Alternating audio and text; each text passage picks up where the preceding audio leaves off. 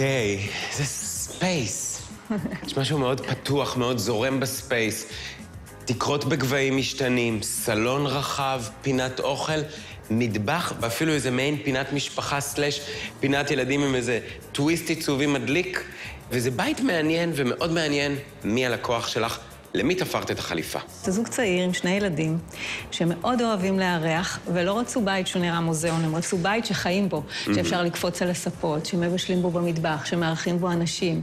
אוקיי, הקיר החזק של הסלון, טלוויזיה, מזגן, גמר בטון עדין, מאוד מעניין, מאוד נעים. הקיר הזה, בגלל שהחלל הוא פה כפול, הוא מחזיק פה את הבית. יש לו איזושהי נוכחות.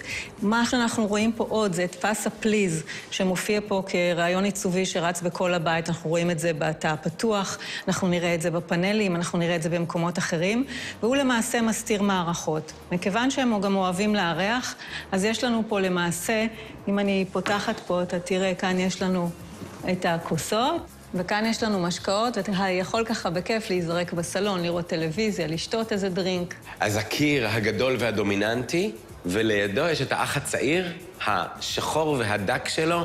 החלל פה הוא חלל מורכב, כי יש לנו 2 מפלסים. היה לי חשוב לחבר את הכל בחומרים שחוזרים על עצמם, ולתת איזשהו ביטוי עיצובי. יש לנו את החומר של הבטון, שהוא חומר יותר קר.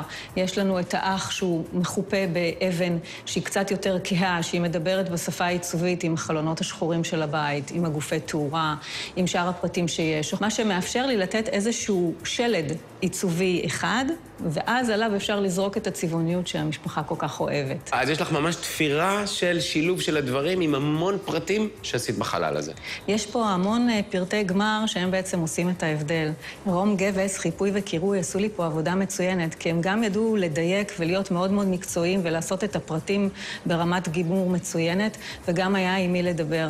זו חברה ותיקה של שנים בעבודות גמר ובשיפוץ ובבנייה, והעבודה איתם תמיד כיפית ונהדרת.